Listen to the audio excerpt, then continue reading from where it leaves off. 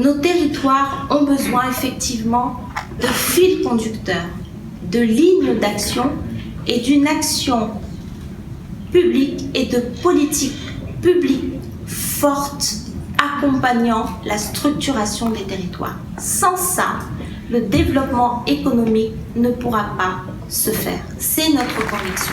Voilà, mesdames et messieurs, loin des idées reçues, les Outre-mer connaissent une belle et importante dynamique économique. Et elle se poursuivra et elle devra s'amplifier. Moi, j'y veillerai.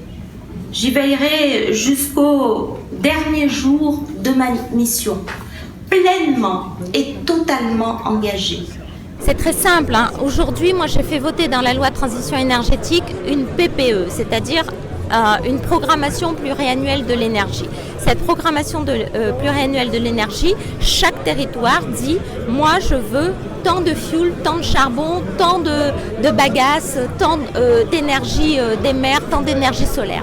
Chaque territoire détermine ça. Nous avons aujourd'hui tous les outils pour le faire. Vous avez vu, hein, vous avez assisté. Il y a des entreprises volontaires, il y a des start-up qui avancent beaucoup. On a même bien avancé sur les batteries parce que le vrai sujet c'était comment garder cette énergie fluctuante solaire par exemple.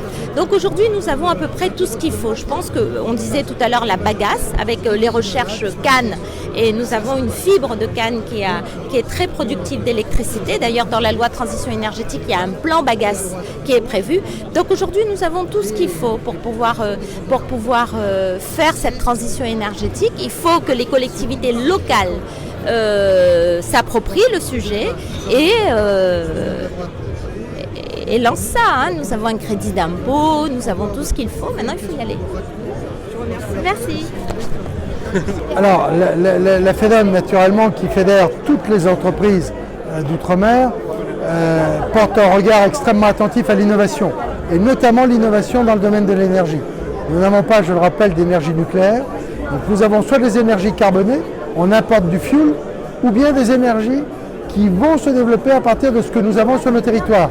On a quoi? Le soleil, la mer, la biomasse, on a la baguette, etc. Donc c'est ça qui est important pour permettre, c'est gagnant-gagnant, à nos compatriotes ultramarins d'avoir de l'énergie à meilleur compte et surtout sans rupture, de créer des emplois et tout ça, de créer des richesses et de développer nos territoires. Alors quelle est la stratégie justement à long terme? Innovation, aider l'innovation, aider à l'investissement dans l'innovation. C'est ça qui nous sortira de l'ornière. Donc ça se traduit par quoi justement, innovation? Alors c'est ce que j'ai dit tout à l'heure dans mon discours. Il faut qu'on améliore les dispositions du crédit d'impôt recherche, du crédit d'impôt innovation, qu'on continue à piloter l'amorçage des start-up qui innovent, qu'on fasse des filières innovantes, des filières structurantes par projet dans lesquelles on associe par exemple en Guyane à la fois la construction de maisons en bois avec les packs énergétiques. Ça, c'est innovant. Je vous remercie, monsieur. Merci. Alors, pour développer les énergies renouvelables, il s'agit pour nous de poser 3 préalables. Le premier, c'est la gouvernance sur les décisions qui sont prises, sur le partenariat qui est établi entre l'État et ceux qui investissent sur le territoire. La deuxième, ça concerne l'autonomie énergétique sur laquelle nous posons la question de la PPE. Et la troisième, c'est le mix électricité. Et aujourd'hui, la PPE est quasiment donc bouclée. En gros, la PPE, c'est 40 mégas sur la biomasse, c'est 150 mégas sur l'énergie fossile, mais c'est 62 mégas qui sont produits maintenant par le barrage de Petit-Saut. Ça veut dire qu'aujourd'hui, on a pratiquement atteint la réduction de la consommation à travers les fossiles, on a assuré l'efficacité, voire la sûreté d'approvisionnement, et donc maintenant on passe sur l'énergie renouvelable, donc la biomasse, le photovoltaïque, et pourquoi pas demain l'éolien. En sachant que nous posons à nouveau une nouvelle question sur un nouveau barrage à l'ouest de la Guyane. On attend la présence de Ségolène Royal au mois de mars en Guyane pour signer donc le décret. Je dois dire la vérité à M. Montagne. Je ne peux rien refuser au Lydia. C'est son pouvoir de persuasion.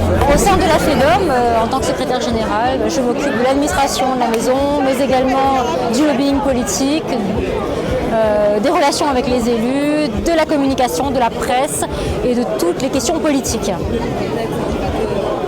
Alors, notamment en ce moment à la FEDOM, on est en plein dans la période des élections présidentielles Et comme tous les 5 ans au moment des élections présidentielles, la FEDOM est très présente, notamment dans la rédaction des programmes des candidats.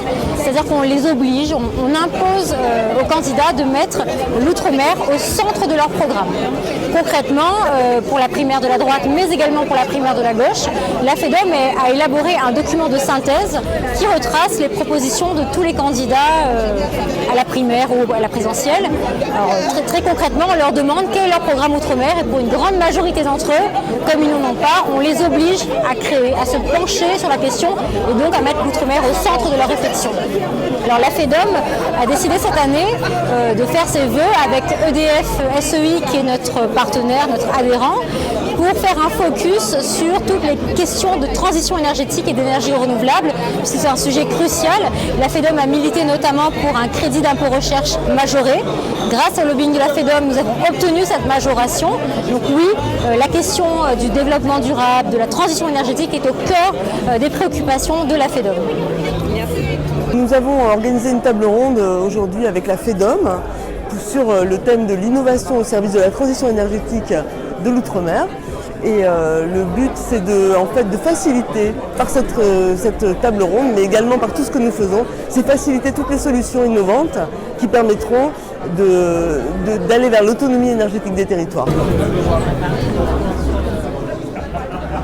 Alors ma présence ici, c'est de voir effectivement comment les Outre-mer peuvent contribuer au développement économique national donc, au niveau de la France, mais voir aussi en termes d'innovation, qu'est-ce qu'on est capable de faire. Alors j'ai vu qu'effectivement il y avait pas mal d'initiatives par les grandes entreprises qui étaient ici présentes aux Electric Days dans le domaine donc, de l'électricité, de l'énergie. Je regrette malheureusement qu'aujourd'hui, il n'y ait aucune de ces innovations qui soit présente à Mayotte. Parce que dans tous les départements d'outre-mer, on avait de belles réalisations, que je salue d'ailleurs, mais sur Mayotte, pas grand-chose, quasiment rien. Alors, pour nous, l'énergie renouvelable, aujourd'hui, toutes les conditions sont là. Le soleil est là, pour la partie photovoltaïque, la mer est là, pour l'énergie marémotrice, le vent est là également. Donc toutes les conditions, je dirais, sont présentes. Maintenant, ce qui manque, ce sont les initiatives. D'abord, que les grandes entreprises s'intéressent à Mayotte et veulent créer aussi des projets sur Mayotte. Et ça veut dire que les politiques doivent également accompagner cette dynamique-là pour donner l'envie aux entreprises de venir. Voilà. Ce sera certainement pour nous le début du développement économique de Mayotte. D'accord, je vous remercie.